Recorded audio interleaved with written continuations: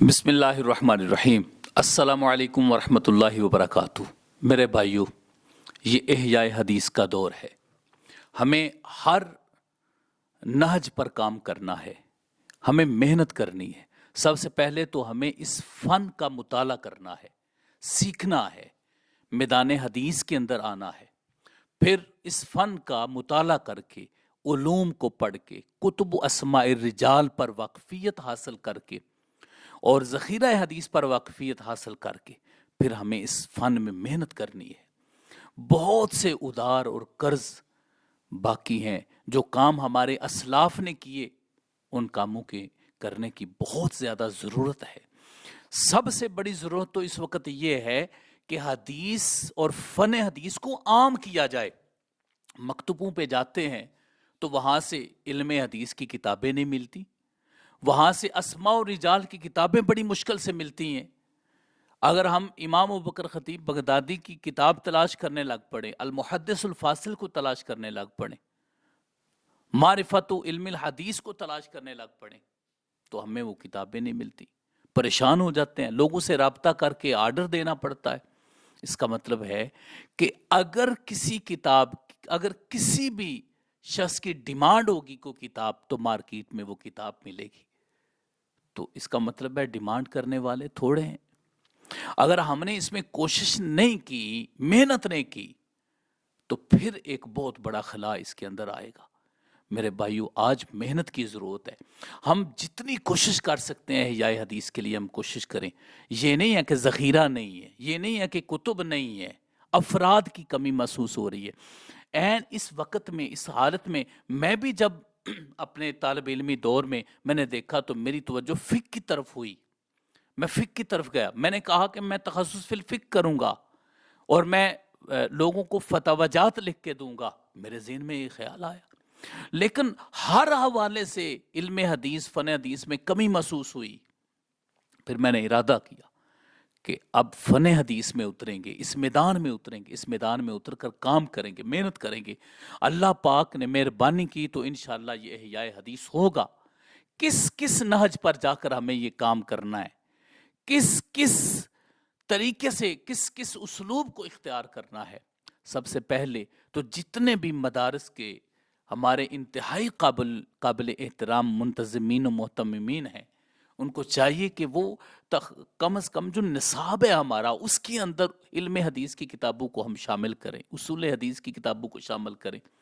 ایک دو کتاب جس طرح تفسیر مصطلح الحدیث ہے یا نخبۃ الفکر ہے، ان کتب سے یقیناً جو ہمارے طلباء ہیں وہ باقی کتابوں تک رسائی حاصل نہیں کر سکیں گے، تو ان کتابوں کو نصاب کا حصہ بنایا جائے۔ جس طرح المحدث الفاصل ہے، الجامع الاخلاق الراوی و آداب السامع ہے، شرف و اصحاب الحدیث ہے، ان کتابوں کو ہم نصاب کا حصہ بنائیں۔ اس کے علاوہ باقی جو علم حدیث پر کتابیں ہیں وہ ان کتب کی سپورٹ میں ہم ان کو پڑھائیں۔ اس کے علاوہ ہم مدارس کا نصاب کا حصہ بنانے کے ساتھ ساتھ ہم باقاعدہ طور پر اس کے تخصصات قائم کریں۔ جیسے ہی طلباء ہمارے درس نظامی کو مکمل کریں، عمومی طور پر سمجھا جاتا ہے کہ شاید ہم درس نظامی مکمل کر لیے، بس اب کسی چیز کی ضرورت نہیں ہے ہمیں، جبکہ درس نظامی کی تکمیل کے بعد سب سے زیادہ اور اہم ضرورت جس چیز کی محسوس ہوتی ہے وہ تخصص ہے۔ کسی بھی چیز کا تخصص ہے، چاہے وہ تفسیر کا ہو، فقہ کا ہو، حدیث کا ہو، لیکن اس وقت ضرورت اس امر کی ہے کہ ہم حدیث پاک کے اندر کام کریں، میدان کے اندر۔ تو اس کے لیے ہمارے مدارس کو تخصص فی الحدیث کا اہتمام کرنا ہوگا۔ الحمدللہ ہم نے تو ادارہ سراج منیر کے پلیٹ فارم پہ تخصص فی الحدیث ہو رہا ہے، اور علماء کی ایک تعداد وہاں سے الحمدللہ مکمل کر چکی ہے تخصص فی الحدیث، لیکن ضرورت ہے کہ یہ چیز عام ہو۔ ہمارے ہاں، ہمارے ہندوستان میں اس چیز کی بہت زیادہ کمی محسوس ہو رہی ہے، تو مدارس کے ذریعے سے ہم ایسا کر سکتے ہیں۔ دوسرا، جو ہمارے علماء جن نے تخصص فی الحدیث کیا ہے، یا جن جو شوق رکھتے ہیں، شغف رکھتے ہیں اس پر میدان حدیث کے اندر، وہ اپنی اس فن کو عام کریں، پوسٹوں کی شکل میں عام کریں، بیانات ریکارڈ کروا کے اپنا فن لوگوں تک پہنچائیں، اور پھر اس کے علاوہ طلباء تیار کریں، افراد کو تیار کریں۔ اس طریقے سے ہم محنت کر کے اس حدیث کے ذخیرہ کو عام کر سکتے ہیں۔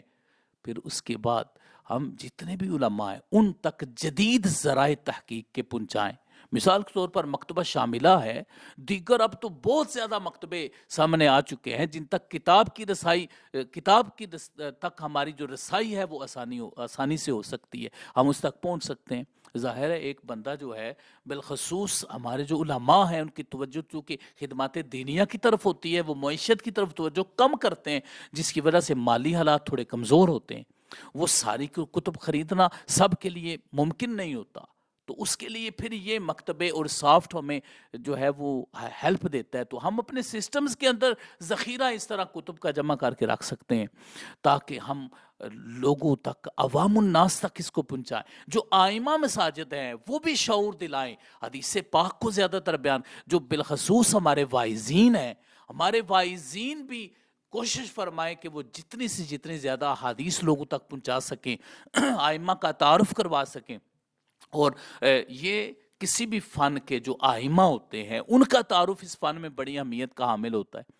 تو ہم عام لوگوں کو بھی بتائیں کہ امام ابو حاتم الرازی کون تھے، یحییٰ بن معین کون تھے، علی بن المدینی کون تھے، ابن حجر کون تھے، ذہبی کون تھے، امام سخاوی کون تھے. ان کا ہم تعارف کروائیں کہ یہ شخصیات کون سی، ہمارے بر صغیر کی جو شخصیات فن حدیث کی تھی وہ کون سی تھی جنہوں نے حدیث کے اندر ایک بڑا کام کیا. شیخ عبدالحق محدث دہلوی رحمہ اللہ نے، باقی جتنے بھی محدثین کرام نے اس میں بر صغیر پاک و ہند کے اندر کام کیا ہے، ہم ان کو متعارف کروائیں تاکہ لوگوں کا رجحان اس میدان کے رجال کی طرف جائے، پھر اس میدان کے جو علوم ہیں ان کی طرف جائے.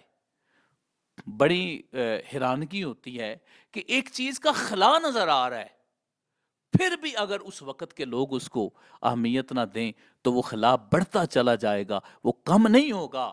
اس لیے میرے دوستو، میرے بھائیوں، میں آپ کو یہ عرض کر رہا ہوں کہ آئیے احیاء حدیث میں اپنا کردار ادا کیجئے. ہمیں کس چیز کا انتظار ہے؟ کوئی مسیحا اترے گا جو احیاء حدیث کے لیے کام کرے گا؟ اس چیز کا شاید ہمیں انتظار ہے، ایسا نہیں ہونے والا. اور یہ رشتہ حدیث کے ساتھ جو جڑا ہوا رشتہ ہے، یہ فیضان مصطفیٰ کریم صلی اللہ علیہ وسلم کا رشتہ ہے. اگر ہم احیاء حدیث میں اپنا کردار ادا کریں گے، کوشش کریں گے، تو رسول اللہ صلی اللہ علیہ وسلم کا ڈائریکٹ فیضان نصیب ہوگا. یہ چھوٹا سا کام نہیں ہے، یہ اقوال و افعال رسول صلی اللہ علیہ وسلم کو عام کرنا ہے اور حضور علیہ الصلوۃ والسلام سے اپنا تعلق قائم کرنا ہے. اور اگر ہم اس کو اپنی ذمہ داری سمجھیں تو پھر یہ مصدر ثانی ہے قرآن پاک کے بعد. اگر ہم اس کے لیے کوشش کریں گے تو پھر یہ مصدر عام ہوگا. ہماری کاوش نہ کرنے کا نتیجہ آج کیا ہوا کہ منکرین حدیث پیدا ہوئے، مستشرقین نے آوازیں اٹھانا شروع کر دی، لوگوں نے حدیث پاک کے بارے میں باتیں کرنا شروع کر دی، راویوں پر کلام ہونے لگے. اس کی وجہ کیا تھی کہ دفاع کے افراد کی ضرورت ہر دور میں رہتی ہے کہ وہ ہر دور کے فتنوں کا دفاع کریں. تو آئیں کچھ افراد مل کر یہ کام کرتے ہیں. احیاء حدیث میں اپنا کردار ادا کیجئے. اللہ رب العزت ہمارے اس تمام تر کام میں ہماری مدد فرمائے اور ہمیں توفیقات نصیب